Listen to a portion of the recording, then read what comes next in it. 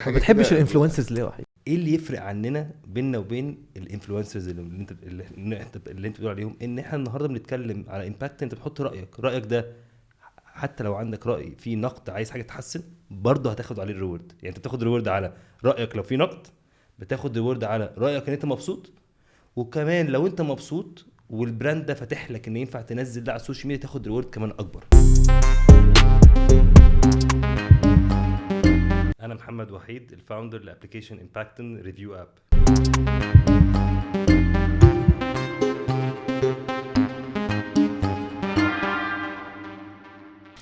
موضوعنا النهارده يا جماعه عليه كلام كتير قوي في السوق وبره السوق. وموضوع حلقتنا النهارده عن الانفلونسرز، بس مش عن الانفلونسرز. بمعنى ان احنا عندنا مشكله مع الانفلونسرز وجه اللي حلها لنا. حلوه الانترو دي؟ مش قوي مش يعني. مفهومة. هنخلق مشاكل مش من لا البدايه. ما هي ده هتبوظ الحلقه، هتصعب. دي حته دي كده ركنه المشاكل. ماشي. ازيك يا محمد؟ انا ولا وحيد؟ وحيد. بس انا هخلي ردي على الموضوع ده يعني مش دلوقتي. لا هنخش، بس انا ماشي. عايز ابتدي الموضوع ما بحاجه بتحبش كده. الانفلونسرز ليه وحيد؟ انا ولا قلت مش في إيه بحبهم. حد؟ انا مش بحب لبسه. وكانت حلقتنا النهارده خلصت يا جماعه، شكرا. انت دخلتني في حته من الاول. يا جماعه احنا مالناش دعوه بالموضوع ده، هقول هنشرحه. لك دخلتي هتبقى فين. طيب ماشي. عشان بس الناس، انا عارف ان الناس كلها قلبها مع قلبي، ان دلوقتي بقينا احنا في عالم الانفلونسرز وبقينا في عالم السوشيال ميديا. والانفلونسر ده يعني اللي هو بيترك انطباع او بيحرك الناس ناحيه مؤثر من ناحيه منتج او من ناحيه اكسبيرينس او من ناحيه حاجه هو بيعملها. تمام. واحنا طبعا عارفين لان احنا كبرنا وشوفنا وتعلمنا. أيوة. احنا مش عبط زي زمان. فبقينا عارفين يا جماعه ان الانفلونسر ده بياخد فلوس قصاد خدمه هو بيعملها، والخدمه دي ان هو يوري المنتج قد ايه رائع، قد ايه جميل. اللي يعني ممكن ياكل ساندويتش والساندويتش يجيب له تسمم، بس قبل التسمم يقول يا جماعه بيرفكتو. يعني تمام. الانفلونسر معلن، يعني خلينا نتفق ان هو بقى معلن. يعني انا بتكلم بقى على انفلونسر 2024، انا بتكلم في الحقيقي، وده اللي احنا شفناه. فبقى الموضوع اللي بالنسبه للكونسيومر او بالنسبه للمستهلك اللي بيتفرج على التيك توك، بيتفرج على انستجرام، بيتفرج على كل الحاجات دي، بقى عنده نوع من انواع النمط الدفاعي ده، اللي هو ايه ده؟ هو انت طلعت اتكلمت عن مكسرات دي، طب واقسم بالله ما انا شاريها. بعت نفسك بكام؟ يا عشري. يا عشري. صح. لان احنا عارفين اللي فيها. زمان ما كناش عارفين. تمام. زمان ايام ما انا كنت في اكس فاكتور ما كانش حد عارف ان انا باخد فلوس على الحاجات دي. ده انا كنت خاربها والله العظيم، وحاجات وبص اتمنعت بعد كده ووسع، فاهم؟ لكن دلوقتي بقى المستهلك مثقف. فانت جاي لنا بفكره ابلكيشن، انا في رايي الشخصي ان هي حلت الموضوع. بس ده طبعا مش معناه ان انا مش هبهدل الدنيا اسئله في النص. فمبدئيا نبتدي باسم الابلكيشن. اقول لك انا ولا انت عارف؟ لا قول لي انت. طيب اسم الابلكيشن امباكتن. امباكت ان. ماشي.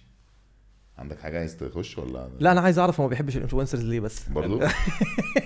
لا قول لنا اكتر بقى. برضو هي احنا حصلت موضوع جدال الانفلونسرز ده على امباكتن علشان احنا بدأنا بشكل معين، ان احنا كنا احنا بنستخدم بس البرايفت اكاونتس عشان بنعمل شير على رأيك. لما تكون بتجرب حاجة بنقول ان احنا حلنا كان حل طبيعي قوي. بنقول يا جماعة للشركات احسن حد يقول على الحاجة اللي بتاعتك حلوة او لا اللي جربها اللي هو الكلاينت. مين يا عم الكلاينت ده؟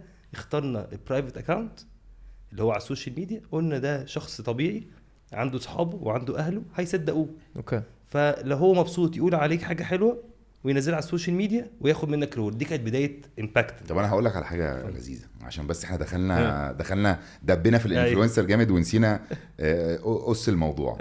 يا جماعه انتوا من هنا ورايح مع الراجل ده تقدروا تبقوا انتوا الانفلونسرز مع انكم مش انفلونسرز. صح كده؟ يعني انتوا عندكم برايفت اكاونت. ما بص، اصل الموضوع ملعبك، فانا بحاول اساعدك والله العظيم عشان افرش لك فرشه تخش بقى ايه تشرح شرحتك.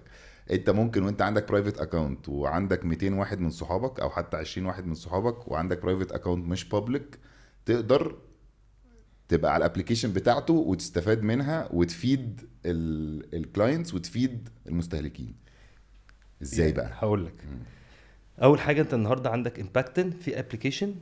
انت بتستخدم اي برودكت او اي براند او اي سيرفيس بتستخدمه، فانت استخدمته تقدر تحط رايك عليه. طيب ايه اللي يفرق عننا بيننا وبين الانفلونسرز اللي انت بتقول عليهم؟ ان احنا النهارده بنتكلم على امباكت، انت بتحط رايك ده حتى لو عندك راي في نقد عايز حاجه تحسن برضه هتاخد عليه الريورد. يعني انت بتاخد ريورد على رايك لو في نقد، بتاخد ريورد على رايك ان انت مبسوط، وكمان لو انت مبسوط والبراند ده فاتح لك ان ينفع تنزل ده على السوشيال ميديا تاخد ريورد كمان اكبر. طب لا نفهم. اوكي نفهم هو نفهم اصلا ايه امباكتنج. نفهم بالراحه كده. باكزامبل. امباكتنج ده ريفيو اب. اوكي يعني انت بتخش بتحط ريفيو على حاجه بتستخدمتها او بتستخدمها. اوكي طيب النهارده لما هتخش على امباكتن هتلاقي فيه عشرات او من الشركات والبراندز والسيرفيس وكل حاجه. اوكي فانت بتخش بتلاقي على امباكتن في شركه او مطعم او مكان بيبيع اكل او شرب او مكان بتاع سفر، بتلاقي جنبه فيه علامه صح اللي هي فيريفايد، وفي مكان مش بتلاقي جنبه علامه صح. تمام. اللي جنبه علامه صح ده واحد بيقول لك انا بشوفك، انا عايز اشوفك، انا عايز اعرف لو انت زعلان مني هشوفك. ليه؟ لان الحقيقه ان الشركات كلها فارق معاها ان هي تسمع الشخص اللي متضايق. تمام. بس احنا ما فيش اطار انهم يعرفوا يتكلموا بعض. هو المشكله ان بيجي واحد متضايق عايز يبعت للشركه على السوشيال ميديا بتاعت الشركه اللي ماسكها شركه، فمش بيعرف يوصل له على طول شركه غير الشركه. فبيجي يكتب محدش رد عليه، فيبدا يسيح ويبعت فالشركه تبقى خدت وضع عارف اللي هو ايه الدفاع عن الدفاع، فبقت خناقه. مع ان الاصل ان لو في ريفيو اب اقدر احط عليها مشكلتي والشركه تشوفها فتحل لي مشكلتي، فطلعنا بره الخناقه بتاعت ان انت قصدك تضايقني. لان برضو الشركات على طول عندها احساس ان اللي موجود النهارده في السوق ده حد بيلعب ضدي وحد بيعمل ايه ضدي وحد، لان هي خناقه فيها كلها تسييح على السوشيال ميديا. فجت الريفيو اب بتاعت امباكتن قالت انت هتخش تقدر تحط رايك حاجه مضايقاك، حطيت حاجه مضايقاك بس راي يكون نقد محترم، حطيت الفيديو بتاعك هيبقى على امباكتن بس محدش هيشوفه غير الشركه اللي عندها المشكله. طيب خدت من امباكتن فلوس علشان عملت حطيت عليها الكونتنت بتاعك اللي هو رايك الريفيو، حطيت الريفيو بتاخد فلوس. فكل مره بحط ريفيو باخد فلوس. كل مره تحط الريفيو تاخد فلوس. اوكي. الشركه بيبقى عندك اوبشن كمان ان الشركه تيجي ممكن تلاقي مشكلتك كانت كبيره فبعتت لك كريدتس، تاخد كريدتس اكتر تستخدمها عندها، فبقى عندك اوبشن توصل لحاجه كمان افضل. طيب انت مبسوط لان احنا بقى زي ما بنزق نقول اللي زعلان يقول، عايزين برضو المبسوط يقول. لان في العادي الشركات بتلاقي ان لو كل 10 زعلانين 8 عايزين يقولوا، بس كل 10 مبسوطين واحد بس اللي عايز يقول. فبرضو الشركه حقها ان هي تلاقي الحلو ينفع يتقال. فكنا قلنا خلاص الحلو برضو هنديك عليه الاوبشن اللي انت تاخد عليه فلوس، ولو الشركه فيريفايد هتلاقي عندك اوبشن انت تشير ده على السوشيال ميديا، يبقى انت بتعمل لها بقى الدور اللي هو ايه الاعلاني، انك بتقول الريفيو بتاعك مش مجرد بتقوله، لا ده انت هتشير الريفيو ده على السوشيال ميديا وتاخد فلوس اكتر. طب الشركه عايزاك ليه؟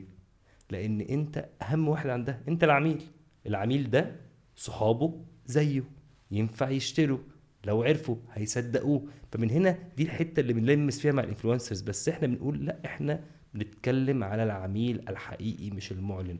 مش شغلته ان هو يعمل كده، ومش طبيعته ان هو بيعمل ده كل يوم، ما يقدرش يعمل ده بفريكونسي كبيره قوي فيبطل شغل. لا، احنا بنتكلم على حاجات انك في حياتك الطبيعيه اللي انت بتستخدمه حط الريفيو عليه.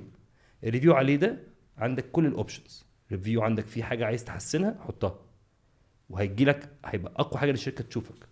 ريفيو حاجه كويسه وعايز تقولها قولها.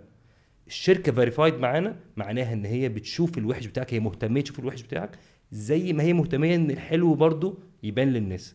وانت بتختار، يعني انت بتختار كعميل كامباكتر. بقى عندنا احنا مسمينهم امباكترز الناس اللي عندنا. اوكي. بتختار انك عايز، محدش بيزقك على حاجه. زعلان قول، مبسوط قول، عايز تشير على السوشيال ميديا شير. ده الثلاثه اوبشنز. حلو قوي. بس انت مش مديني الاوبشن ان انا شير على السوشيال ميديا لو انا بقول حاجه وحشه، لو انا مش عاجبني حاجه. بس برضو ده ليه؟ لان الهدف مش ان احنا، ما الشركات بتكره ايه، مش هدف ان انا اسيح للشركه على الوحش، انا هدفي ان الشركه تحسن الوحش. طب افرض انا بعت على امباكتن، ايوه، قلت ريفيو مش كويس عشان عايز حاجه تتغير، ايوه، والشركه عمرها ما عبرتني. بص، في العادي برضه هقول لك ايه دور الناس معانا بقى الامباكت. احنا في الاول ما عندنا مجموعه من الشركات مش كلهم فيريفايد، في جزء فيريفايد وجزء لا. تمام. الجزء الفيريفايد ده بيبقى رسالته ليك ان بيقول لك انا عايز اسمعك، فده 90%. في بقى ناس مش فيريفايد ومش عايزين يبقوا فيريفايد. طب انا لما اقول رايي النهارده وحش على حاجه، ايه بستفاد منه؟ ايه ان هتلاقي فيه كومبيتيتور لو فيريفايد بيبعت لك يقول لك خد كريدت وتعالى جربني، فانت هتستفاد من ناحيه تانية برضو. يعني امباكتن هتحقق لك الفايده سواء من الشركه اللي تحل مشكله، او لو الشركه دي مش فارق معاها ومش عايزه مش فارق معاها الكلاينت، لا هتلاقي كومبيتيتور محترم بيبعت لك على الاب بيقول لك طب تعالى جربني عشان انت بتجرب ده قصاده ده. فاللعبه دي اللي هتخلي كل ما احنا هنزيد امباكتور يزيدوا، كونتنت يزيد، هتخلي كله عايز يبقى فيريفايد، وساعتها مش هيحصل انت تقول عليه، هيبقى عايز يصالح العميل. كلام جميل جدا. انا اعتبرني بقى في مستوى الطالب الفاشل. طيب اعتبرني ما فهمتش حاجه منك. تمام. انا عايزك تديني مثال دلوقتي. كريم، ازيك يا كيمو؟ ازيك حبيبي؟ كريم مواطن جميل طبيعي جدا، عنده، ده حقيقي اللي انا بتكلم فيه، عنده 300 فولور على الانستجرام بتاعه مثلا، واكتشف ان في ابلكيشن، انا بكلمك دلوقتي من الحضيض تمام، وكريم عايز يعمل سبوبه. حلو.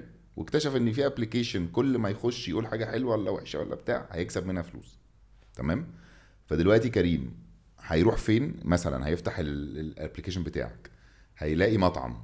انت مين اول مطعم مثلا داخل معاك؟ في مطاعم كتير، مش عايز اقول اسمه ويبقى قول اي اسم، مش لازم اول مثلا ألذ واحد. ألذ واحد. مش عايز اضايق حد. لا قول اي حاجه بجد، يعني بهزر. في مثلا مطعم اسمه هولا تاكوز مثلا. هولا تاكوز.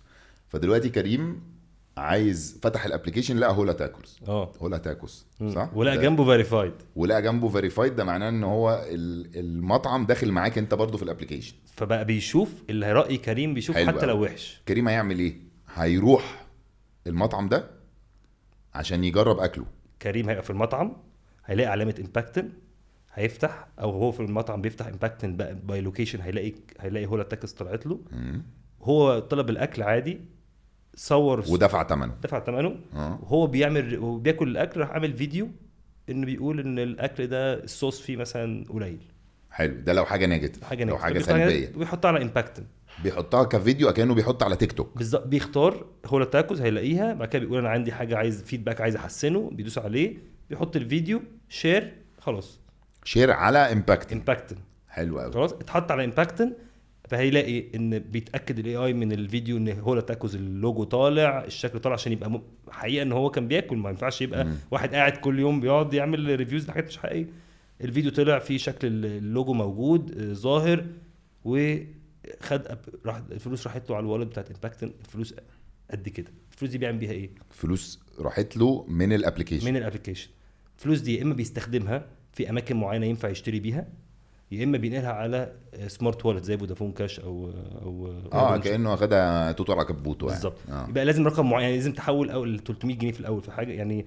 طب والرقم ده بيبقى الافريج بتاعه كام؟ الريفيو اللي على امباكتن ده حسب كل محل كام، 30 ل 50 جنيه يعني. من 30 ل 50 جنيه تقدر تعملهم على الريفيو اللي هو حاجه نيجاتيف وعلى امباكتن بس. الرقم ده ممكن يوصل ل 300 جنيه لو طلعت على السوشيال ميديا. لو طلعت على السوشيال ميديا حسب بقى الفولورز بتوعك وحسب كذا حاجه. بس احنا بنتكلم دلوقتي في مرحله في الجزء السلبي. نيجي بقى على الايجابي. السلبي لا لحظه. سوري الناس تفهم عشان اصل انت صاحب الشركه. فانت متخيل ان العالم كله فاهم انت بتعمل ايه. هي اصلا محدش فاهم بالظبط. فانا عشان كده واخدك بالراحه. فهو راح اكل الراجل ولقى الصوص قليل، فقرر يعمل فيديو، نزل الفيديو على الامباكتن، تحول له من 30 ل 50 جنيه بالظبط. تمام. ما يقدرش الفيديو ده يقوم مشيره عنده على الانستجرام، لا، من خلال امباكتن. لا، هو طبعا ممكن ياخد فيديو ينزله على انستجرام لو عايز، بالظبط، بس ده مش هو ده موضوعنا. حلو قوي. ال 30 ل 50 جنيه دي مين اللي دفعها؟ اللي دفعها هنا امباكتن. انت ومش تاكو. لا، ما اي فلوس بتدفعها امباكتن معناها ان هي جايه من الكلاينت بشكل ما او اخر. ما هو بالاخر بياخد اي فلوس. احنا لازم نفهم بيزنس. ما هو لك هو اي فلوس بياخدها من امباكتن عامه. فلوس امباكتن جابتها منين بقى؟ دي هنتكلم فيها بعدين. تمام. يبقى احنا كده عندنا الجزء السلبي خلص لحد هنا. بالظبط، صح. ويا اما هياخد فلوس يا اما هياخد كريدت انه يجي وياكل تاني في المحل عشان المحل هيشتغل على موضوع الصوص. يجي مثلا المحل مثلا لقى ان المشكله دي تستاهل مسج تيجي له تقول له معلش احنا اسفين، او تستاهل انا اديله كريدت اقول له تعالى كل وجبه ببلاش كريدت ب 50 جنيه مثلا استخدمهم عندي تاني مثلا. ده الناحيه السلبيه. خلينا نتكلم عن الناحيه الايجابيه. اتفضل. الراجل ده راح تاكو بيلز تمام، واكل وعجبه الاكل. ايه اللي بيحصل بقى؟ عجبه الاكل، بدل ما هو فيريفايد هيظهر له ان الاوبشن بتاع اعمل الفيديو اللي هو بتاع مين اللي فيريفايد؟ كريم ولا اللي هو المحل فيريفايد. آه. فبيقول له انك انت عندك اوبشن تحط الريفيو ده كفيديو على امباكتن بس، وده له فلوس سعر، نفترض ان هي برضو من 30 ل 50 جنيه، او ان انت تحط الريفيو ده وتعمل له شير على السوشيال ميديا، وكل بلاتفورم ليها سعر، سواء سناب شات، انستجرام، فيسبوك، كل واحده من دول ليها سعر. فانت بتلاقي الموضوع الاوبشنز، في ناس بتحب تعمل ده وتلينك الاكونت وتنزل على السوشيال ميديا، لان هنا انت بتاخد دورك لدور من ريفيو فقط الى دور ريفيو مع جزء ماركتنج، فبتاخد التمن ده.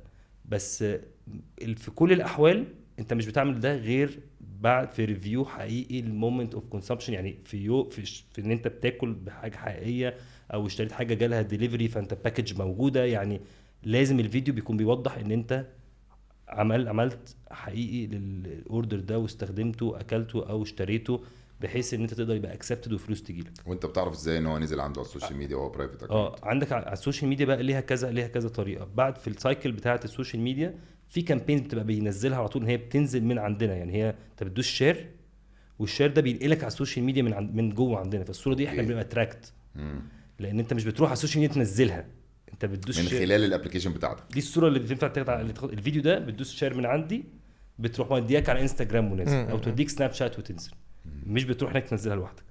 ومفيش فرق بقى بين واحد عنده 100 فولور او واحد عنده 10 فولور، واحد عنده 3000؟ في ما ده كل واحد بيطلع له الرقم اللي حقه في الأوبايج. يعني انت في الاول بتلاقي ان انت لما تلينك الاكونت هيظهر لك الرقم اللي انت اون افريج بتعمله كام، بيفرق من واحد لواحد.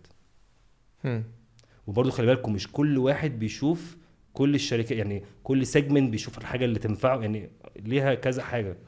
طب وانتوا الابلكيشن لو انا دخلت عليه دلوقتي هلاقيه شبه طلبات والحاجات دي اللي هو بوكسات وفيها اكل بالزبط. ومطاعم وكده، ولا هيبقى شبه تيك توك ان انا عمال اشوف الريفيوز بتاعت الناس الفيديوهات؟ دلوقتي هتشوفوا شبه طلبات وكده اللي هو بوكسات، بس مش مجرد اكل وبس. يعني انت ممكن بقى تلاقي بتدور على حاجات يعني كاتيجوريز غير الاكل وكده. قدام هتشوفوا شبه تيك توك، بس انا بقول لك النهارده انت هتخش هتشوفوا شبه طلبات، هتخش تختار، هتلاقي حاجات زي ما قلت لك جنبها فيريفايد وحاجات لا. شطارتنا بتبقى ايه؟ ازاي كل شويه فيريفايد يزيد، ازاي يزيد كونتنت اكتر، ناس اكتر، يبقى معناها الامباكتس دول اقوياء وليهم دور.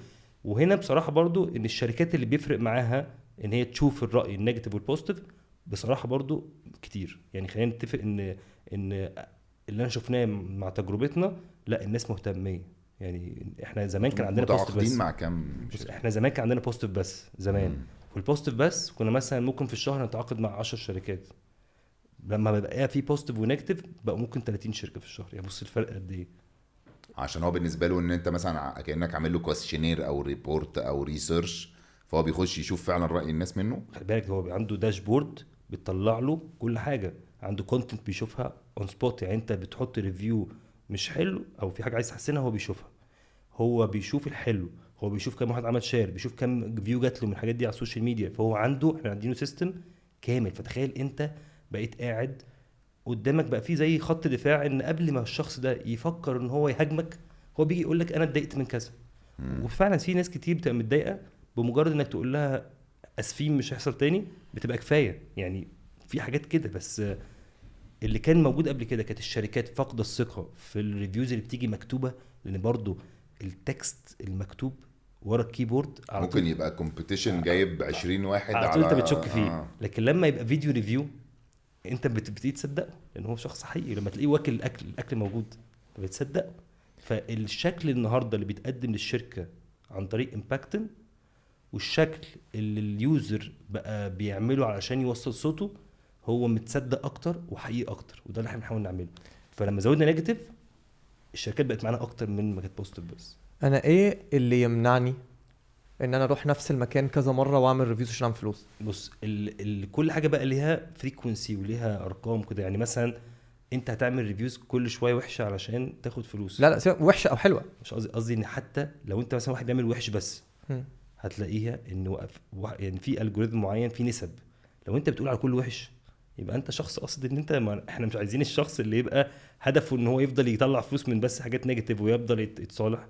في نسب لازم هتكون بتعمل قد كده وحش جنب قد كده حلو جنب قد كده انك تشير على السوشيال ميديا عشان تبقى شخص حقيقي. طب افرض انا، هل ينفع انا اعمل ريفيو لنفس المكان كذا مره؟ لا، هي مره او بتتفتح من المكان لو مثلا عنده حاجه جديده بيقدمها او ساندوتش جديد حطه او مش يعني. طب افرض انا عملت ريفيو وحش آه. والمكان رد عليا وعمل غير الحاجه دي، ممكن يفتح لك انا عايز تاني. اعمل بقى ريفيو تاني. ممكن المكان يفتح لك تاني يعني. أوكي. المكان هو هنا متحكم الشركه مش انا.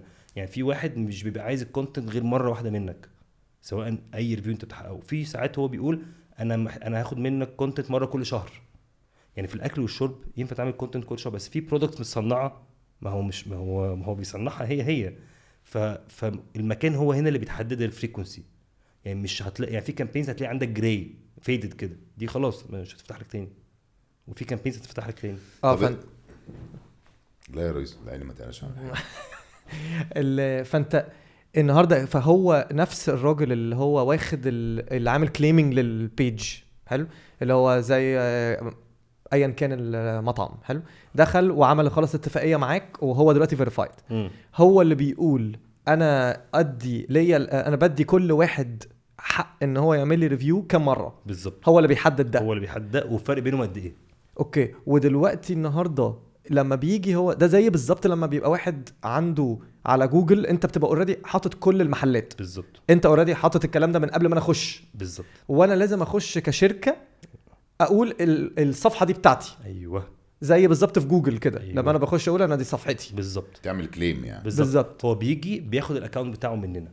الاكونت ده اما ياخده يقدر يشوف بقى كل الحاجات اللي عنده، ويقدر يرد بهاريز بقى، بيشوف بهاريز ويقدر يرد على الناس. بمناسبه بقى اللي كريم قاله ده، إيه؟ معناه ان في مطاعم او محلات او براندات مش فيريفايد كتير. حلو قوي.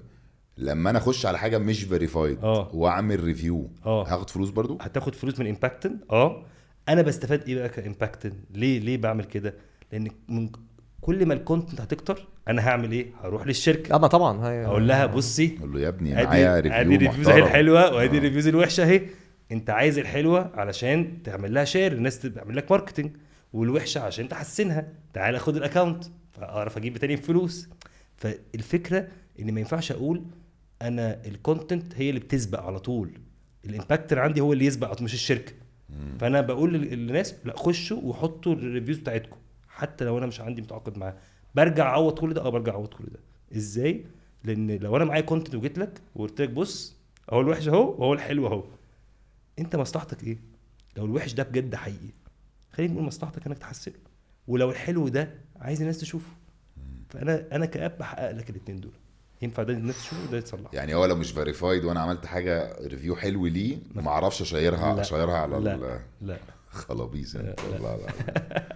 فانتوا في الاخر انت هتبقى اكتر حاجه بتهيألي هتبقى لازم تقعد تشتغل عليها كتير. لان انا عملت قبل كده اللي انت بتعمله دلوقتي اكنه ماركت بليس، بس ماركت بليس للريفيوز. بالظبط. انا عملت قبل كده كذا ماركت بليس، فانا يعني دخلت في القصه دي جامد. فانت اكتر بتهيالي حاجه هتبقى نوعا ما هتبقى محتاج تحط وراها بقى ناس كتير قوي، ان انت هيبقى عندك زي كأنه واحد من امباكتن مسؤول عن المطعم، هو اللي رايح للمطعم كل يوم بيتاكد ان هو يا جماعه لازم تردوا على الريفيوز، ما ينفعش كده، انتوا محتاجين مثلا تستعملوا في الابلكيشن الحته دي اللي انتوا اصلا بتستعملوهاش، انتوا ممكن تستعملوا بالداتا اللي احنا عملناها اكسو زي اللي هو بيسموه اكاونت مانجر. هيبقى هو ماسك مثلا 5-6، بس هيبقى عندك بقى الوفات مؤلفه من الاكاونت مانجرز. بص اكاونت مانجرز طبعا مهمين، وبيفضل بنحاول بقى ان احنا كل شويه علشان تكون سكيلبل بنحاول ان احنا نقلل فكره ان انت تروح بقى الاي اي دلوقتي والحاجات الاصعب، ان انت ازاي تقدر تصالح بحاجات عارفها، في قرارات تبقى مسبقه متاخده، فيبقى انت بتقلل الحاجه اللي هي اصلا بتخش على انك ترجع تاني للكلاينت. بس طبعا كلامك صح، ما نقدرش نعمل ان احنا نقول هيبقى عندنا الاف مؤلفه كاكاونت مانجرز، بس نقدر نقول احنا هنحط رولز تبقى النسبه اللي بره الرولز اللي نقدر نرجع للكلاينت تكون قليله. بس هو فعلا ماركت بليس للريفيوز. لا لان احنا كان دايما دي المشكله دي بتواجهنا، ان بيبقى مثلا يجي عندك زي امازون مثلا او ايا كان بيبيعوا اي كوميرس بلاتفورمز بتبقى جواها ماركت بليس.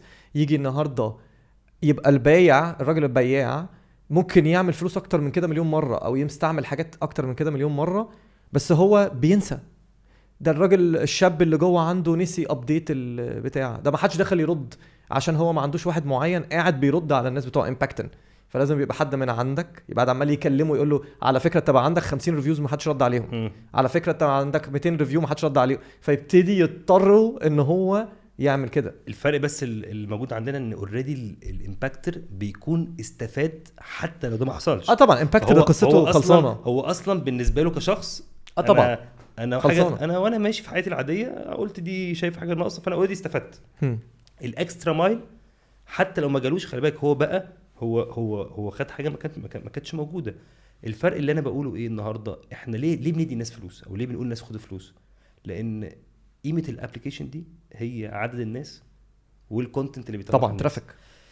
كل ما هنكبر دول كل ما احنا بنحط اعلانات، فاحنا في الاخر بنشارك الناس في فلوس اللي بتجيلنا. يعني هي في الاخر كله طبعا عباره عن ان هو بياخد شير من اللي انت بتعمله. ايه بقى اللي طلع الفكره دي في دماغك؟ يعني هل دي انت مألفها ولا دي موجوده بره في حته وعايز تنفذها في مصر؟ بص الريفيو ابس موجوده بس زي يلب والحاجات دي موجوده بس دي مختلفه ان احنا نحول الريفيو اب لفيديو كونتنت ريفيو اب دي مش موجوده. طب ليه؟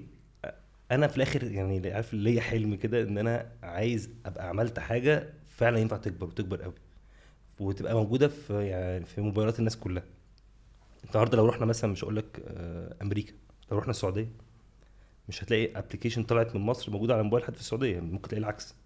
طب لو رحنا امريكا هل هنلاقي ابلكيشن من المنطقه العربيه موجوده في موبايل حد امريكاني او موبايل حد في انجليزي؟ لا طبعا. ففكره ان احنا مشكلتنا ان احنا على طول في مصر بالذات بنعمل حاجه من اتنين، يا اما بنعمل ابلكيشن بنحل بيها مشكله مصريه ثرو تكنولوجي، فهي مشكله مصريه فهي اصلا مش هتكبر، يعني هي مشكله مصريه انت حلتها مش تطلع بره مصر، مش تطلع حته. يا اما عامل حاجه عشان تكبر عايزه فلوس كتير قوي، فالفلوس عند ناس تانية اكتر منك، فبرضه تلاقي اللي بره بيشتريك، فده سبب ان انت هنا مقفول. طب لما يبقى عندك الظروف دي ان انت فلوسك قليله وان مشاكلك المصريه مش هتطلع بره، هو لازم انوفيشن. احنا بقى دي مشكلتنا ان في الانوفيشن ما بتلاقيش الظهر اللي وراك اللي هو VCs وانفسترز ويقولوا يلا ونجرب حاجه جديده، بتبقى صعبه. بس الانوفيشن هو اللي ميزته ان ينفع تخترق بيه بقى تطلع بيه بره. يعني احنا النهارده بقينا بنوبريت في الامارات والسعوديه بنسبه لسه صغيره، عندنا فتره جايه هتكبر اكتر الاوبريشنز كتير هناك، وهيبقى هناك هم يعني كبرهم زي مصر. بس ليه عرفنا نطلع بسرعه وليه عرفنا نبقى موجودين؟ عشان لما تيجي تفكر فيها امباكت ممكن تبقى بكره في امريكا من غير حاجه. يعني انا النهارده بحط المحلات واقول للناس حط ريفيوز، وبعدين لما يجي كونتنت اقول له تعالى خد الاكونت بتاعك، فانا ممكن افتح في انجلترا من بكره احط الفكره نفسها جلوبال، لان بقيت الموضوع سهل. فانا كنت بحاول ان احنا يبقى عندنا فكره بجد تنفع تبقى جلوبال، وبقى رهنا عليها ان هي دي ان شاء الله. ايه بقى السبب الفكره؟ يعني انت حكيت انه ده ينفع على اي ابلكيشن في انوفيشن، يبقى سبب فكره. انا كنت يعني بفكر في انفلونسر مثلا اكسيتك انفلونسر طلعت عينك. لا هي الفكره انا يعني ازاي بنحاول نفكر ليه حاجه تنفع تبقى جلوبال وما تكونش كابيتال انتنس، يعني ما تكونش عايزه فلوس كتير علشان فيها مثلا اوبريشنز كبيره بتبقى فيها لوجيستكس كبيره.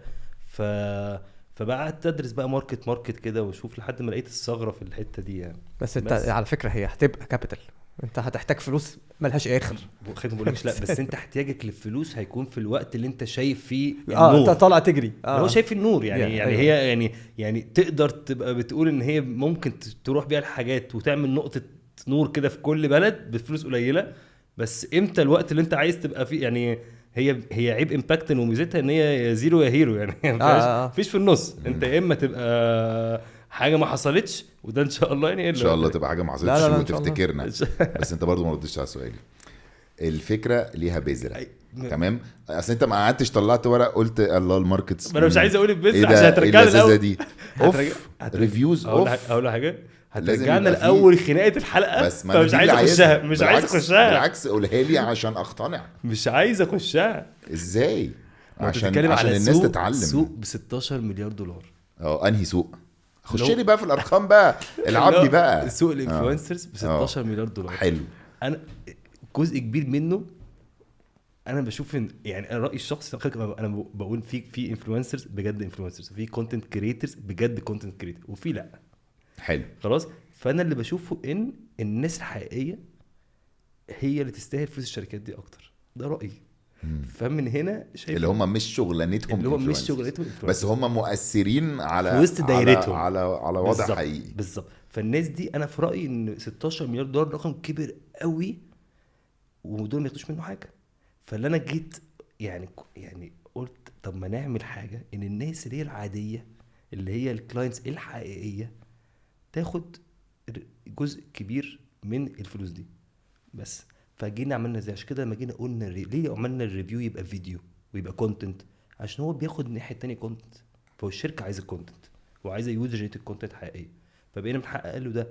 بس ده سبب من اسباب ان، وخلي بالك برضو اللي احنا بنقوله ده العالم كله بيقوله على فكره، يعني العالم كله عنده سنه مضايقه. لا انا معاك جدا، بس قصدي ما كانش في عقده معينه او حد شفت له فيديو فروحت اكلت فلقيته. لا يعني الحاجه الطبيعيه هي نفس مشكلتنا كلنا. في ناس ساعات بتلاقي ناس تستفزهم تعالى بقى. بس انا بقول ابتدى يعني انت في حاجات بتشوفها على السوشيال ميديا اكيد كل واحد فينا ممكن يبقى عنده حد بيستفزه يعني على السوشيال ميديا. ف من الناحيه دي بتلاقي ان، وخلي برضه مش بتكلمش على مصر بس، انا بتكلم على كل البلاد. بتلاقي ان حاسس ان لا ليه. فمن هنا جت امباكتن نحاول ان احنا نغير الدفه شويه، ان الانفلونسرز الحقيقيين يفضلوا شغالين، اللي هم الشطار اللي بيعملوا كونتنت بجد اللي بيأثروا بجد، والتانيين لا يبقى بدلهم العميل الحقيقي اللي بيوري صحابه اللي هم نفس البيرسونال باور اللي هم نفس صحابهم. والشركات خلي بالك الشركات برضو مش سهل تغييرها، يعني عشان تقنع الشركه ان هي تقول لها يا شركه لازم تدي فلوس لدوله زي دوله مش بسهوله. طب بس امتى بيجي بقى امتى بتبقى انت يعني اقوى؟ كل ما احنا بنكتر، يعني كل ما الامباكتز يكتروا وكونتنت يكتروا، الشركه هنا هتبقى غصب عنها بتقول انا لازم عميلي احسسه ان هو فارق معايا. ازاي؟ بيحط حاجه هشوفها، وعميلي ده لو بيقول حاجه مبسوطه انا عايزه يقول ان هو مبسوط بس طبعا يعني احنا مش هنقارن ال 100,000 جنيه اللي بياخدها الانفلونسر ال 30 جنيه اللي بياخدها الراجل الغلبان. however ايه الفرق في رأيك ما بين البرايفت اكاونت الحساب الخاص اللي هو مش اي حد غريب يقدر يشوف اللي جواه، والفرق بين البابليك اكاونت الحساب اللي هو المفتوح او الجمهور؟ انت لو هتنزل على امباكتن بس، انا زي ما قلت لك مش محتاج يبقى عندك اصلا ولا. انا عايز اعرف انت ما انا هشرح يعني كوحيد هشرح ليه انت ليه لاعب ما هقول لك لاعب ليه.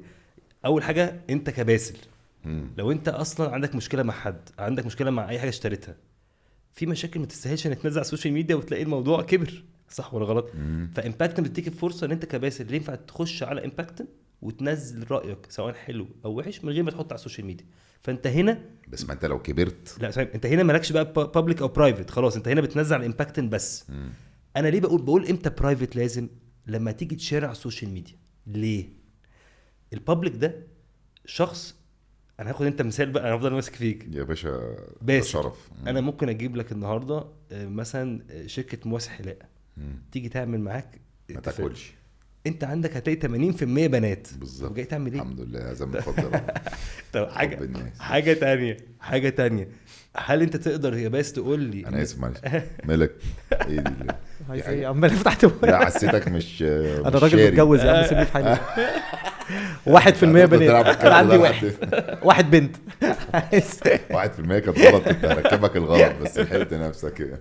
حاجه تانية بقى انت تعرف الناس اللي عندك بجد البيرسينج باور بتاعتها ايه او السيجمنتيشن بتاعتها ايه؟ لا طبعا. تعالى بقى نبص على برايفت. انت برايفت يا كريم ولا لا؟ والله لسه قلبه بابليك من مفيش. كنت برايفت زي والله كنت برنس وقاعد كنت برايفت والله. كريم لو جينا قلنا كريم ده سيجمنت A خلاص، ووحيد ده سيجمنت C، هتلاقي صحابي زيي وصحابه زيه.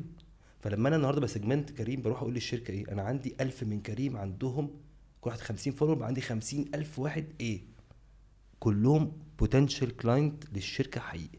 فلما احنا النهارده بنقول ليه بنقول شير البرايفت؟ لما تيجي تشير حلوه ولا برايفت اكاونت ليه حلوه واقتنعت برافو. بس لا اشتريت. طب الحمد لله اشتريت. الحمد لله. لان انت فعلا لما تخش لو واحد عنده 200 فولور بس لكن هو برايفت اكونت 200 دول صحابه فهو لو راح طلع قال يا جماعه يا جدعان انا رحت المكان ده والسجاجيد فيه تحفه هو انا هصدقه لانه صاحبي وانت معاك قوتك الشرائيه شبهه وذوقه زي ذوقي او بالزبط. يعني شبه بعض في بالزبط. نفس الدايره في نفس بالزبط. كل حاجه فانت بالزبط. ال 200 كلهم محسوبين 100% 200 بالظبط كده. لكن ممكن يبقى عندي مليون ومنهم اصلا 600,000 من السنغال انت ما تعرفش. بالظبط كده. فقصدي ده سبب. عشان كده لما جينا نتكلم على الشيرنج على السوشيال ميديا قلنا نبقى احنا لان احنا في الاخر بنبيع كونتنت فنقول للشخص في الشركه الكونتنت اللي هنعرضه دي هنخلي الناس دي تشوفها لكن جوه امباكتن زي ما انت عايز.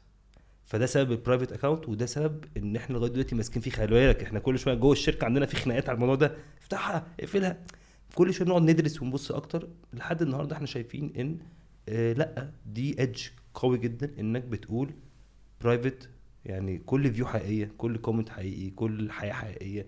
وبصراحه لان فكره الكريديبيليتي هي اهم نقطه برضو. خلينا في الاخر بنتكلم على ريفيوز فكل ما الريفيوز هتخليها تروح ناحيه ان هي مش حقيقيه يبقى انت بتتكلم ان الشركه دي ما تمشيش وتكبر. بس انت ليه رابطها ببرايفت وبابليك مش رابطها بعدد فولورز؟ هقول لك ليه. اول حاجه احنا عندنا مينيمم عدد فولورز يكون موجود بس انت النهارده بتتكلم برضو كام بقى المينيمم؟ لا 200 يعني مش حاجه كبيره. وفي ماكسيمم عدد فولورز كام بقى 3000 ماشي. وفي يعني كذا كل بلاتفورم ليها حاجه بس في بلاتفورمز ليها 3000 وبلاتفورم 5000 لان لو انت كنت اكتر من كده في وقت يبقى انت كنت بابليك وبقيت برضو برايفت برضو دي كلها. خلينا يا كريم نتكلم ده على جزء الشيرنج على السوشيال ميديا. ده ما بقاش يعني الاول خباك زمان كان ده كل شغلنا دلوقتي ده بقى جزء من شغلنا يعني بقى في جزء اللي هو على امباكتن وده اللي احنا بنحاول كمان نكبره اكتر. لكن الشيرنج على السوشيال ميديا هو حساس قوي. لو انت رحت في ناحيه ان الناس بقت بتعمل اكاونتس تضرب يوزرز وتعمل فيك فولورز فانت عشان كده عايز بالزبط. تقفلها على برايفت عشان تتاكد ان الفولورز اللي جوه دول اكيد بالظبط ويكون اكاونت قديم وعنده بوست. يعني باخد برضو فاكر عنده كام بوست قبليها لان بخاف ان نفتح شويه شركات تخاف لان الشركات لو راحت عند منك كريديبيليتي مش هديك الشغل كله طبعا. يعني هتتقلب ان انت ما بقاش بيثق فيها. فدي عندنا فيها شويه حساسين مع ان ممكن يكون كلامي غلط لان في ناس في الشركه عندي كلامهم العكس. بس انا بقول خلينا احسن يعني نمشي جوه الحيطه ونبقى بنروح ناحيه ان احنا عندنا ناس حقيقيه وكريديبل. فساعتها الشيرنج ده لما اقول لك عليه ان هو الشيرنج ده غالي مش رخيص. ليه؟ لان الشخص اللي بيعمل لك شير ده واحد اصلا الشير عنده تقيل يعني ده بينزل لك الريفيو ده على السوشيال ميديا ده تقيل. يعني هقول لكم حاجه تانية زمان ايام ما كنا بنعمل شيرنج لبوست بس كناش بنحط يعني بنخبي ان الريفيو ده جاي من عندنا. دلوقتي بقينا بنحط اللوجو زي تيك توك كده اللوجو بيطلع على الريفيو ان هو امباكتن. ليه؟ لان خلاص انا ما بقتش خايف منه ولا الشركه خايفه منه.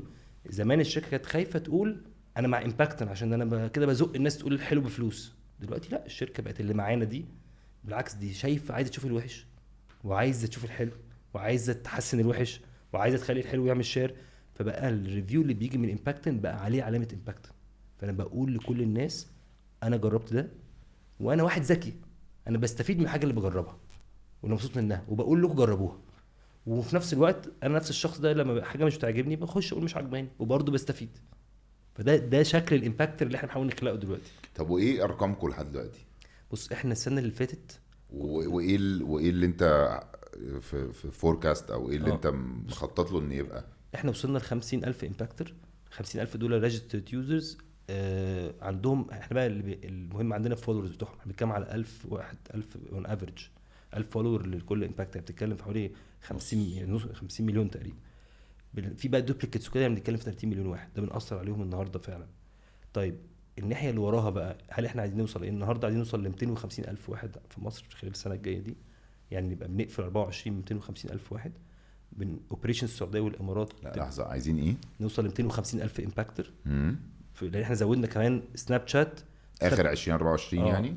سناب شات قوي جدا في الصغيرين. انا برضه مش عارف انت في مصر في مصر في كل حته في مصر في مصر ابن اختي يا باشا شغال على 24 ساعه. سناب شات هو سناب شات ده كان خليج قوي سعوديه. سناب شات في مصر في الجيل الصغير بتاع 18 17 الحاجات دي كلها. سناب شات هو واتساب هو كل حاجه عندهم اكونت على انستجرام. ما تهزروش يا جماعه. ده اصل انا كان عندي لما كنت عايش في دبي سناب شات على سناب شات. بعد سناب كده شات في مصر النهارده الصغيرين هو مبدل المسجات، المزيكا، مبدل كل حاجه كل كل حاجه حاجه كل حاجه هو. فسناب شات الناس الشركات بقى مش شايفاه. سوري معلش، طب ما نعمل بودكاسترز اكونت على سناب شات؟ احنا بتهيألي عندنا اصلا بس عمرنا ما استعملناه، محتاجين بس نبتدي بقى نستعمل. يعني اقول لك بقى خد المعلومه دي. سناب شات خلصنا انتجريشن سناب شات من شهرين تقريبا، كان انتجريشن صعب. ليه؟ لان احنا شايفين ان الشركات حتى مش شايفه ده، مش شايفه ان كل جنزي على سناب شات. وعلى فكره دول غالبا اكتر ناس اصلا هيتفاعلوا معاك، بالظبط، عشان هم متعودين بالزبط. على الفيديو بالزبط. ريفيوز، بالظبط. وبالنسبه لهم ان هو لو عمل 100 جنيه 200 جنيه مصلحه هيستعمله لان هو اكشلي محتاجه. تاني حاجه بقى السن الصغير ده احنا في ميزه فيها. اول حاجه احنا بقينا بنعلمه ان الانترنت بيعمل لك فلوس، بدل ما انت مش بتضيع وقتك، لا ده الانترنت بيعمل لك فلوس. المايند سيت دي لو دخلنا له النهارده هو في ثانوي، الولد ده يطلع يبقى فريلانسر عادي ويقدر يجيب فلوس من بره ويجيب لك دولار. ما هو انت بتغير له بس اول نقطه، انا تقدر تجيب من الجهاز اللي في ايدك ده 100 200 300 500 تقدر تجيبه. طب هل بقى اديله الفلوس دي ويروح يبوظ نفسه يجيب بيها حاجات غلط؟ لا يحصل غالبا. لا مش بعمله كده بقى. هتعمل ايه بقى؟ الفلوس اللي بديها للسن ده بديله فلوس يقدر يريديم في اماكن معينه بس. يعني بقول له الفلوس بتاعته دي مقفوله يعني مديله كوبون. لا بيروح يشتري مثلا من BRGR كوبون يعني مش كوبون، بيروح يريديم الفلوس يعني يروح اشترى ب 300 جنيه عنده هو 500 جنيه بيروح عامل في الوالت بتاعته في الامباكت والت بامب ماضي مع ريدمشن نتورك كبيره فيها محلات كتير. مش كوبون يعني فلوس يعني. فقصدي ببقى احنا في سن بعض اصلا هي كوبون بتاع ده. فهو بديله الفلوس دي في اماكن ملاعب بادل اكل وشرب كل الحاجات بتاعت بس ده تحت سن معين تحت سن معين أوكي. مش بديله فلوس كاش. كأنك بتتحكم هو هيصرف الحاجه دي في حاجات. انا عايز اعلمه انه بيعمل فلوس وبيعرف يكسب فلوس وبيعرف يعمل فلوس، بس برضه مش عايز ياخد الوحش بتاعها ان اديله فلوس وما اعرفش من ورا مامته وباباه ما يعرفش يعمل بيها ايه. فبالعكس سجاير فرد لا عجبتني تاني مره تثبتني بجد والله حلو قوي. فبنعمل له ده ومضي والريدمشن نتورك بتاعتنا كلهم بنفس الفكره. يعني هم يعني مثلا BRGR او تاكوسان او حاجه زي بتاعت انت اسمها ترابت او كذا حاجه كتير وبنكبرها. بنحاول نغطي لهم ان انت يا عم مش كنت تاخد فلوس عشان تصرف في دولة، هنجيب لك دولة ينفع تستخدم الفلوس فيها. حلوه خلاص حلوه وعجبتني الحمد لله. برافو. اصل انا كنت داخل لك بقى كنت عارف انت رحت رادت على طول قفلتها. كنت داخل لك بقى في حته بقى او جنزي وتديهم فلوس وهيعملوا ايه بالفلوس. لا حلوه. فانت دلوقتي 250,000 على اخر 2024. ده مصر غير السعوديه والامارات. داخلين السعوديه والامارات. احنا اوريدي دلوقتي بس قلت دخلته بس لسه دخلنا اللي هو التستنج وبنجرب بس بقت اوبشن انك تخش وتريجستر وتعمل ريفيو على الاماكن موجود. هنخلص بس احنا رمضان وكده في مصر، ان رمضان بالنسبه لنا بيبقى فيه يعني ضغطه شويه علشان في كامبين كده عندنا بنعملها اسمها اتبرع بصورتك. فنخلص رمضان وضغطه رمضان وبعدين هيبقى تحكي لنا اكتر على قصه لا لحظه قبل اتبرع بصورتك بس 250,000 قلنا. بالنسبه للعملاء بقى الشركات انتوا فين وايه التارجتس بتاعتكم؟ بص الشركات احنا النهارده بنتكلم على 50 اكونت عندهم يعني عملوا كليم للاكونت او بقوا فيريفايد. احنا عايزين نطلع الرقم ده حوالي 300 ل 400 واحد في مصر يبقوا فيريفايد. واللي عايز اقوله لك ان الناس فعلا احنا بقالنا يعني اقل من شهر عاملين حته اللي هي النيجاتيف ريفيوز وكده، او مش النيجاتيف قصدي اللي هي الحاجات الفيدباك اللي تتحسن، وان انت عندك الاوبشنز دي وانت تفيريفاي اكونت. الرد الفعل غير عادي. يعني قبل كده بجد كنا اصعب البيعه بكتير من ان الناس لما كل ما بتوريهم حقيقه ان الشركات ان احنا credible source of reviews بيجي يقولك عايز اكونت، يعني يفهم يجي لان خلاص بقى بالنسبه له حاجه تمام. وبنفضل بقى نزود السيكتورز. يعني احنا برضو كل شويه بنزود حاجات. يعني هاتينا شويه بنزود اوتيلات، شويه بنزود، يعني كل شويه بنقعد نزود حاجات اكتر والناس تقعد تحط عليها كونتنت اكتر. نرجع لموضوع الصور بقى. انا عارف ان انتوا عملتوا كامبين كسرت الدنيا السنه اللي فاتت رمضان اللي فات، وبالتالي الناس مش تبقى عارفه ان انت اللي عملت كده. فاحكيها لنا كده بالراحه. بص عملنا كامبين في رمضان. احنا كانت فكرتنا ان الكونتنت بياخد عليه ريورد زي ما احنا قلنا. فجينا في واحده في الريورد قلنا طب في رمضان هنعمل ان الريورد انت بتتبرع بيها. فبقيت تتبرع بصورتك، انت بتنزل صوره والصوره دي الريورد اللي هتاخدها لا انا مش هاخدها، بتنقي جمعيه تديها الفلوس. جمعيه خيريه كانوا 5 جمعيات، مجدي يعقوب وأورمان وبنك الطعام وبهي، يعني كانوا جمعيات كلها معروفه يعني. فرحنا قلنا لهم يا جماعه ايه رايكم نعمل كذا كذا كذا. فطبعا كلهم في الاول صور ايه صور مين وصور مين وتبرع بصورتك ايه، يعني محدش كان اصلا فاهمنا، كل الشركه لسه باديه، محدش فاهم اي حاجه. فمش عايزين يمضوا معانا عقود ان احنا نجيب لهم يعني تخيل انت رايح انت هتجيب لهم فلوس محدش عايز، محدش فبقينا حد لازم يعرفهم يكلمهم عشان ان احنا مش نصابين، ما هو انت اكيد 100% انت جاي تنصب علينا. بس هي كانت فكرتها ان اي بني ادم ينزل صوره. كانت فكرتها ان احنا هيبقى عندنا برضو شركات عايزه الكونتنت دي، فنقينا شركات ايه اني سيكتورز اللي ما بيعرفش يستغل السوشيال ميديا، زي الريل استيت. ما انت ريل استيت هينزل هيعوز ايه عميله ينزل له ايه، ما ينفعش. فريل استيت صعب قوي تقول لعميله نزل ريفيو او صوره او فيديو، لكن لما تيجي تقول له عميلك ده هيبقى بيتبرع، فبقى العميل عنده دافع ان هو يتصور. مثلا في الديفلوبمنت اللي كان ساعتها كلاينت طلعت مصطفى طبعا، يعني كانوا هم الوحيدين اللي صدقوا. وبصراحه هو طلعت مصطفى هو ده اللي مش عارف تبيع.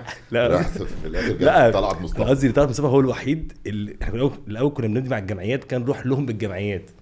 فالوحيد اللي قال لا يعني نجرب، وكان بصراحه طلعت مصطفى. وفعلا يعني هم كانوا لهم دور اساسي ان الموضوع ده يبدا. كان ايه الاتفاق على ايه بقى؟ الاتفاق ان احنا الناس اللي عنده في مدينتي هيتصوروا في اوبن اير مول او بره في اماكن معينه، والصوره دي هتبقى موجوده وهتبقى براندد بتي ام جي. فتخلي بالك برضو انت صعب قوي تخلي حد ينزل صوره وهو برايفت اكاونت على السوشيال ميديا براندد بديفلوبر في مكان الديفلوبر. وساعتها قلنا التبرع ده كان حوالي 80 اون افريج كان بياخدوا 500 جنيه على الصوره، فرقم. طب اللعبه بتيجي منين؟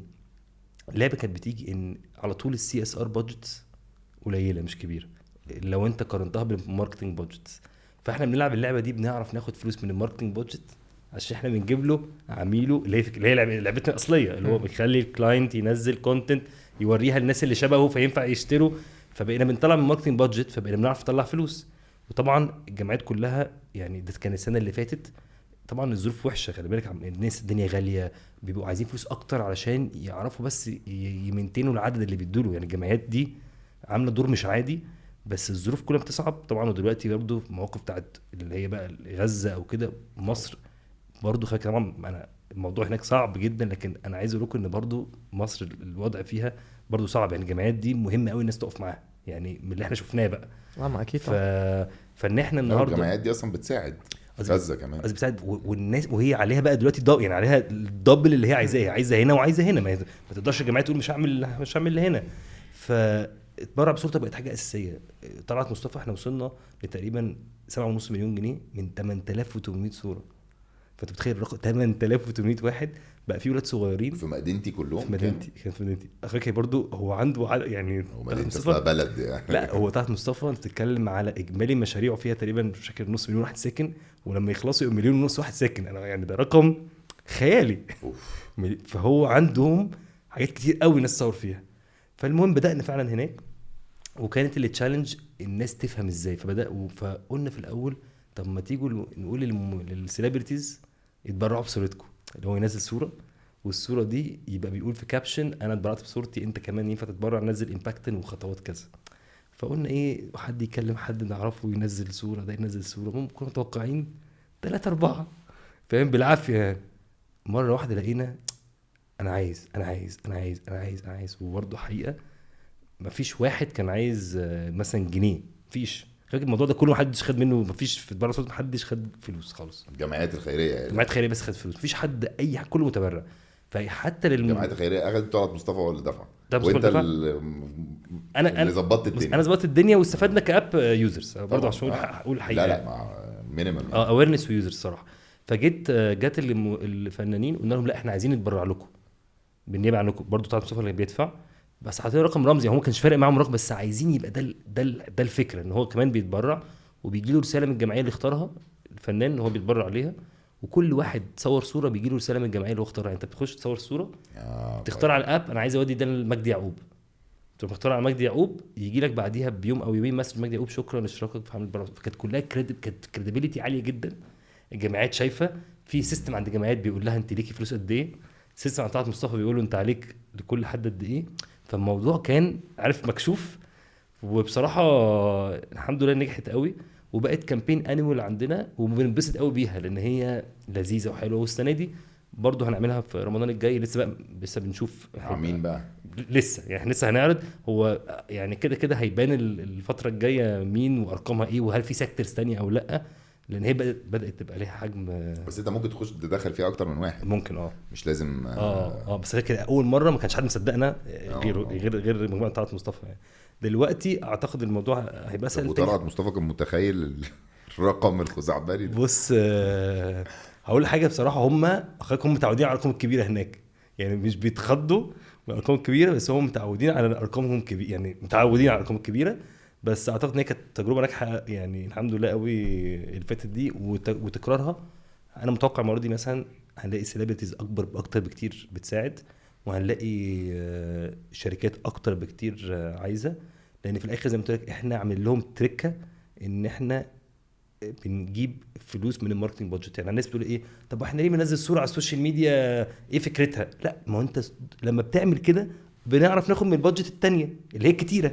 هي مش فكرتها حاجه فكرتها ان انت هتقوم جايب بسببها فلوس تتبرع بيها للجمعيات الخيريه بالظبط. فانت كشخص كامباكتر هنا احنا بنعرف نفتح على نفسنا بوابه لبادجتس اكبر علشان بنقول لهم احنا هنعمل لكم الجزء الدعائي بس هو حقيقي لان انت في الاخر بتاعت مصطفى ما حدش نزل صوره غير في اوبن اير مول او الجنينه مش عارف اسمها ساوث بارك او نورث بارك يعني هي ناس هناك فبيوري حاجته بيوري مشاريعه على السوشيال كله مستفاد يعني كله مستفاد بالظبط. فهي دي كانت ميزتها يعني. انا عندي سؤال معلش وحيد انتوا التيم بتاعكم ده قد ايه؟ انت عندك شغال في 70 حاجه؟ هي مش 70 حاجه هم كلهم نفس بس حاجات كلها كامبينز كبيره وفيها تكنولوجي وراها كتير. ما ده اللي عايز هي نفس التكنولوجي اوكي ده اللي عايز ان هي انا اقول لك احنا التيم بره الديفلوبرز احنا 20 واحد اوكي بس ليه كل اللي انا بحكيه لك ده هو نفس التكنولوجي نفس كل حاجه نفس الطريقه هي انا واحد بخش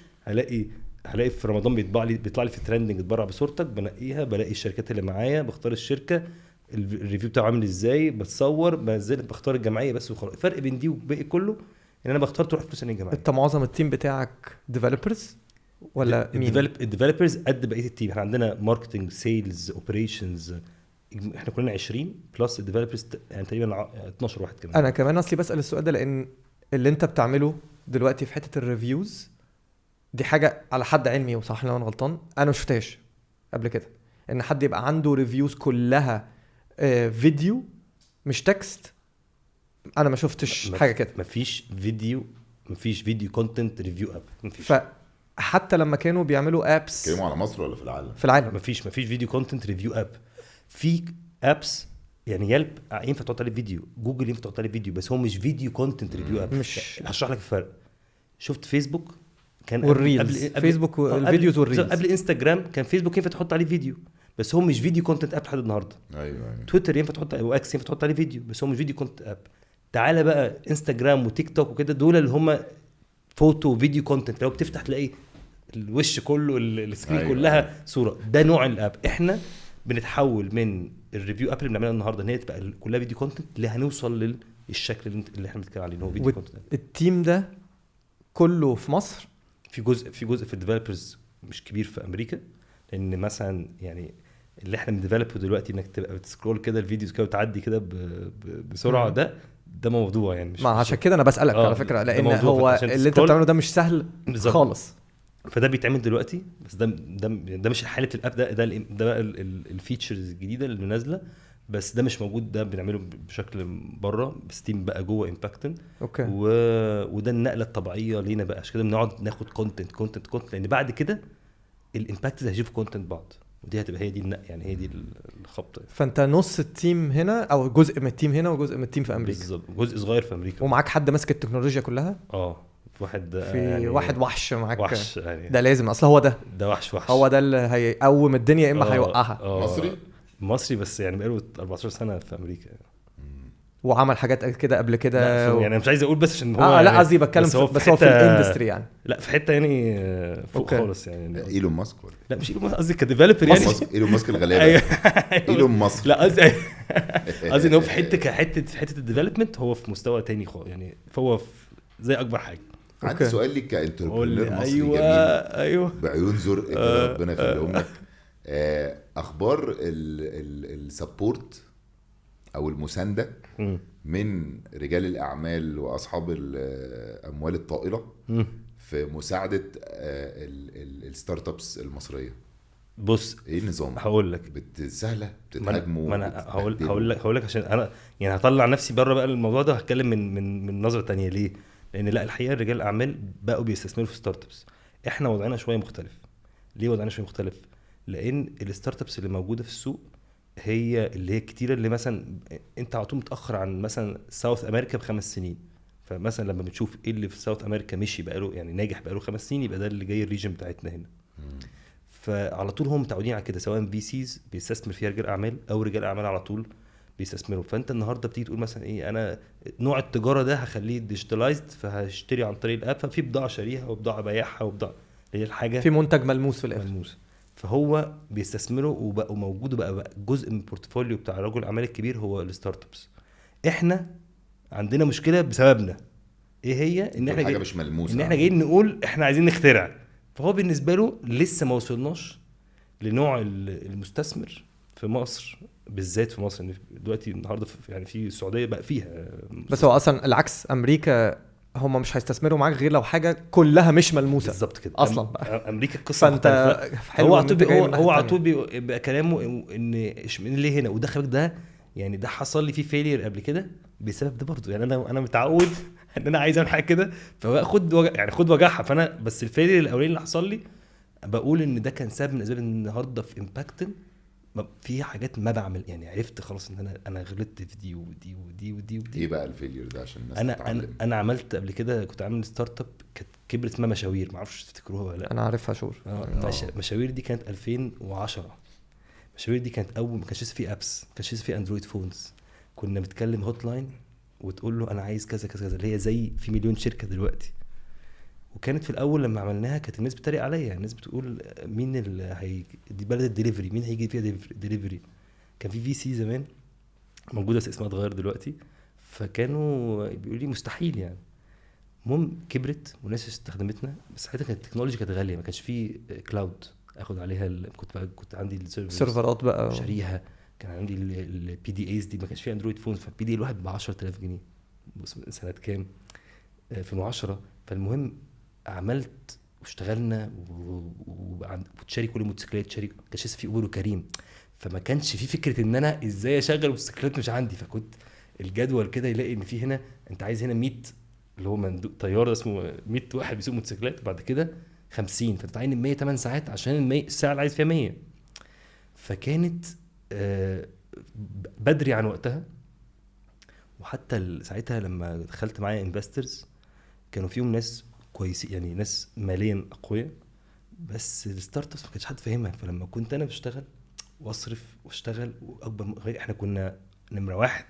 يعني مشاوير دي كانت البيل بوردز في الشوارع والشركه كبيره ومش فيها 450 واحد شغال، يعني رقم مش وصلت لحاجه كبيره. فساعتها لما جت بقى اوبر لقيت ان اللي فاضل اللي ناقصني لقيته، ان انا لو قلبت الموديل ده خلاص بس اونلاين واعمل اب. كانت ساعتها الفلوس خلصت. ساعتها بقى زمان لما تيجي تقول الفلوس خلصت دي زي غير دلوقتي، انت بري سيد ده جاب سيد راوند، الله سيريس ايه دي معناها ان الفلوس خلصت وهو بياخد فلوس تاني. فاللي زمان كان بقى لما قعدت بقى ساعتها كانت الشركه دول كانوا اكبر مني يعني وضعا وسنا. يا جماعه احنا هنحط تاني فلوس تاني في الشركه، هي فلوس راحت فين يا جماعه؟ ما يعني الفلوس راحت فين؟ فلان كان ساعتها انك تقول لحد 2010 انا بصرف عشان اخسر الاخبار، انا بدفع وبس انا بكبر، بس ما الكلام ده كان انت بتتكلم في حاجه مش موجوده. ومشاوير دي كانت يعني شركات كبيره جدا جدا، مش عايز اقول اسامي، في الريجن كانت بتيجي عشان تاخد مننا السيستم بتاعنا. كنا اول سيستم يتعمل على السيم تايم ديليفري، ما كانتش موجوده. يعني ارامكس جم قعدوا عندنا شهر في المكتب. فانا بقول كنا ساعتها كنت انا طبعا ايه عارف اللي هو فوق السحاب، وكل الجامعات بقى بتكلمني اروح اكلم الولاد على ازاي بقى تعمل شغل وازاي من هنا ليش في الارض. بس انتوا ايه اللي حصل؟ انتوا بعتوها ولا احنا حصل؟ هي اصلا كانت اسمها ايه بكام يعني قيمتها؟ بص هي المشكله ان احنا في وقت مشاوير ما كانش بقى لسه فكره التقييمات والفالويشنز العاليه، وان في فالويشن لشركه ممكن تكون ما بقتش كانت لسه ما بتكسبش. احنا كنا بنكسب واحنا صغيرين، لما كبرنا مش بنكسب، فهم مش فاهمين يعني ايه لما تكبر ما تكسبش.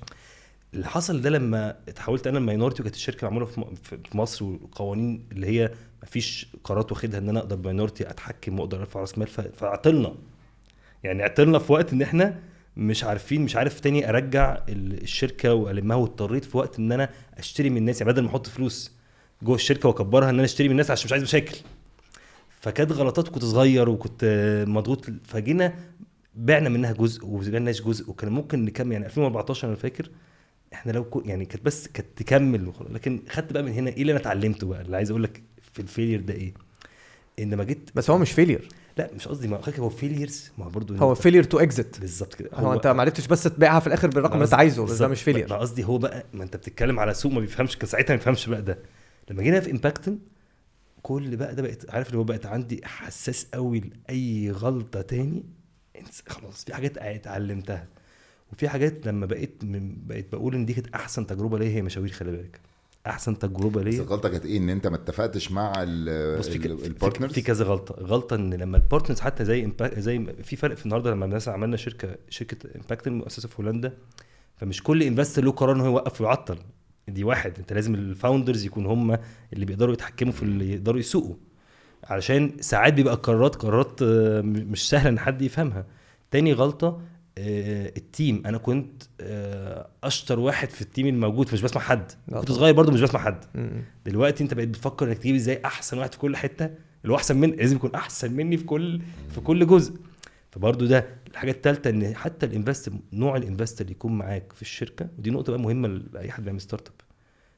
نوع الانفستر مهم قوي، مش هو معاه كام او هو ايه، هو لازم يكون انفستر فاهم هو داخل على ايه. ستارت ابس حاجه مش سهله، وحاجه فيها نسبه ان هي تكمل، وفي حاجه وعايزه قرارات جريئه. فما ينفعش تقول النهارده ممكن ادخل راجل اعمال كبير زي انت بتقول، ويكون سبب من اسباب دمار الشركه، لان هو شايف ان هو افهم او اكتر او يضرك. وده حصل معايا في مشاوير. على عكس في امباكتن، في الوقت اللي كانت في ظروف كده حصلت لشركه في مصريه وقعت في وقت كام من سنه، دخلت معايا ست جايه من لندن مصريه بتستثمر في ستارت ابس، وبقت انفستر كبيره في امباكتن، اسمها هايدي العب. ست يعني محدش كان موجوده في السوق وقتها. مش عايز اقول لك قد ايه، غير بقى انسى الفلوس، اللي ازاي واحد ممكن يساعدك ويصدق فيك ويبتدي يفتح لك ابواب كتير انه يشتغل. فنوع الانفستر اللي فاهم ستارت اب اهم من الانفستر بكبره او فلوسه. يعني دي برضه لازم يكون استراتيجي بالظبط، ان هو لما يجي بتحطه، هو مش كل حاجه هيقعد يشتريها بالفلوس لان الفلوس هتخلص. بالظبط كده. يعني ان هو يعرف ازاي يفتح لك الباب ده والباب ده والباب ده ويساعدك ويقول لك ايه الصح من الغلط. فانا جربت النوعين بقى، جربت الشريك اللي يعطل لك الشركه وهو اقوى منك، وشفت الشريك التاني اللي ممكن يكون برضو اقوى منك بس يساعدك ويزقك لقدام. عايزين انترودكشن للاستاذه هايدي العبد بعد اذنك. كده نشرح لها كم مشروع كده. لا بس هي اشطر من يعني لا بالعكس، تيجي تعلمنا. ايوه. طب وفي الاخر بعتوها بثمن انت مش راضي عنه بسبب اختلافات مع انا اشتريت اجزاء، قعدت اشتري اجزاء من بتحاول من الشغل عشان احل المشاكل، عشان ما ادخلش. وكان ده كان غلط. عارف لو انا النهارده هعمل ايه؟ هحط في الشركه واكبرها، لان قرارهم ما كانش هيبقى ساعتها يفرق معايا. لكن القرار اللي هو بيحكم، يعني القرار والقانون هو اللي بيحكم بطريقه معينه، مضطر تنفذ يعني. لكن وعايز اقول حاجه، احنا في مشاوير دي كنا بنبيع مشوار اللي هو بقى مثلا اللي بيتباع النهارده ب 30 او 50 جنيه كنا بنبيعه من 10 سنين ب 150 جنيه. يعني وريك كنا فين. يعني كانت حته ان انت ب 150 جنيه من 10 سنين. يعني كنت مثلا تجيب حاجه اللي هو دلوقتي تقدر مثلا كانك ب 500 جنيه. بس ما هو ما كانش في غيره. ايوه سيرفيس اصلا كانت الناس فلا انتوا كان عندكم ربحيه مرعبه. بقول لك انت كنت في حته، الشركه دي كانت يعني كبير، اسمها كبير. اللي النهارده يعني مش عايز اقول ارقام، بس فعلا اكتر حاجه يعني عمري بقول لو قابلتني، بس بجد ده اللي فادني وده اللي علمني كتير. يعني علمني كتير في كل حاجه، وبقيت بخلي بالي اكتر ومركز اكتر وشفت حاجه برضو في نقطه، ان انت ساعات بتفتكر النجاح المرحلي ان هو نجاح، ساعات بتفكر نفسك بقيت حاجه بقى، تاخد القلم ترجع تاني تفوق. ايه اللي حصل بعد مشاوير؟ بعد مشاوير او وقفت. بعتها بكام؟ لا خدت مش لو رجعناها الدولار هتلاقي رقم يعني ولا حاجه. هو انت يعني. في الاخر مشاوير عشان في الاخر القانون هم الناس التانية هي اللي عرفت تبيع الشركه مش لا انا بالعكس انا اللي خدت كانش الأغلبية. قرارك؟ كان لا قرار؟ لا بالعكس انا اشتري لما انا بشتريهم كانت بقت قلبت ان هي الاسم وسيستم بس مش اوكي. في اوبريشن ضعيفه. فاهم خلاص فاهم كانت حاجه صغيره. اوكي المهم جينا بقى انا بقى في الوقت ده طلعت اشتغلت ريل استيت في المحافظات. كان اصلا والدي عنده فاميلي يعني عنده بيزنس خدته وكبرته واشتغلت واشتغلت حاجات كتير في محافظات مش محافظات بس يعني انا اصلا من اسكندريه على فكره. مش عادي يا جماعه مش هتكلم في الموضوع والله العظيم يعني بجد احنا خلاص بقينا مملين من كتر ما بنقول نفس التعليق كل حلقه. بس احنا نروح نعمل بودكاست في اسكندريه يا معلم. كل الناس اللي جبناهم اسكندرانيه كتير قوي. فالمهم خدت بقى كانت وقتها بقى مشاكل برضو في الشغل. المهم دخلت وكبرت واشتغلت وخدت في شغل واشتغلت كويس قوي وعملت يعني عملت حاجات كويس. وجيت بعد كده حلمي هو برضو يعني فاهم مش فاكر بقى الفلوس مش فارق معايا بعمل كام يعني اكيد عملت فلوس اكتر بكتير من قبل كده في الشغل ده بس مش فارق معايا بجد ان انا ده حاجه اللي بحبها. فبقى مستني لحد ما اوصل لحاجه مقتنع ان انا اعملها. سبت بقى كل شغلي يعني انت رحت الشركه بتاعي التاني وقلت لهم الناس اللي بتشتغل معايا بالنسبه لهم مجنون يعني انت سبت ده ازاي وراح تقول صور وفيديوهات بس ده طموحي يعني. فسبت وشغال قوي ورجعت بقى قعدت انا فاكر انا سبت كل حاجه. انا فول تايمر امباكت مفيش حاجه اسمها يعني انا ما مقتنعش بفكره انك تقول لي انا شويه كده وشويه كده مفيش. سبت كل حاجه سبت كل شغلي وسبت كل حاجه وهو ده حياتي. تفرغت هو ده حياتي بقى. تخش شارك تانك فكرت؟ خلي بالك انا شارك تانك يعني الناس اللي عملوها سواء كلهم صحابي. مشكله ان انت يعني احنا كنوع برودكت لا ما ينفعش على شارك تانك عايز عشان هو هيبقى طالب فلوس اكتر من الشارك تانك كتير. احنا كنوع برودكت كبره يعني انت النهارده احنا خطوه او واحد مصر كانت بالنسبه لنا المعمل اللي بنطلع منه البرودكت اللي هينفع يكبر. قعدنا سنه ونص بنغير في البرودكت عشان نطلع السعوديه والامارات. مرحله السعوديه والامارات ان احنا نشتغل فيهم علشان نقول ان البرودكت اللي وراه ينفع يكبر اكتر. هنا انت بتتكلم عن رقم تاني خالص بقى يعني الامارات بقى فيها شارك تانك. لا هو كله فيه انا قصدي ان انت بقيت ارقام اللي انت عشان يعني امباكتن دي ما فيهاش في النص لا انت من الاخر بعد ما توصل لمرحله ان انت وريت الناس ان الموضوع ده شغال. أيوة. انت هتحتاج بقى شحنة فلوس كده وشحنة فلوس مع ناس زي ما انت بتقول استراتيجيين بس استراتيجيين كمان بقى بليفل تاني بالظبط. بتتكلم في ناس بقى في سان فرانسيسكو. هي مش هي عايزه يعني هي انا بحب الجيرني اقول لك انا برضو بمثلها ازاي. بتحب ايه الجيرني اللي هي بتاعت الطريق بص الجيرني دي الستارت اب عامه انت ماشي على الحبل وتحتيك ناس بتتفرج. الفرق بينك يعني ده اللي بقوله حتى في مشاوير انت وانت ماشي على الحبل الفرق بين الناس اللي تتريق عليك او الناس سقف لك هي اخر خطوه لان انت بس الحبل هو واحد نفس الطريق طبعا فالناس واقفه تحت فانت كل واحد بيمشي على الحبل وصلت انت نجم النجوم. برافو عليك وقعت مجنون. ما احنا قلنا لك من الاول يا عم البتاع دي مش هتشتغل. فهي نفس الطريق فانت اللي فاكر ان الطريق بيتغير في نص مش بيتغير هو نفس الطريق كلنا هنمشي فيه. فانت بتمشي وهي خطوه الاخيره. فمش كل بيفهم ان الطريق ده بيعلمك عشان المره الجايه ما تقعش لكن الحقيقه هو كده ما انت هتقع مره انت عايز تروح تاني فهتروح تاني لحد ما هتقف. فانا بالنسبه لي بشوفها كده. فانا بحب الطريق وبس وبتشتم عادي يعني الطريق ده اصعب حاجه في الموضوع كله. وناوي تاكزت امتى بقى؟ في برضه بلانك يعني هقول لك البلان بتاعتي برضه دي اتعلمتها. خالد بشاره الله يرحمه عمرك ما تبني حاجه عشان تاكزت. يعني خالد بشاره ده يعني انا مهما اقول عليه يعني هو ما خدش هو الناس مش متخيله ده ايه يعني. ده مش واحد عادي يعني مش واحد عادي تماما يعني واحد مختلف. خالد كان بيقول لي ما في شركه بتتباع في شركه بتتشرى. فبقول له يعني مش فاهم الفرق يعني. فيقول لي في شركه بتتباع هي انت طول ما انت عايز تبيع يبقى ما فيش حد عايز يشتريها صح.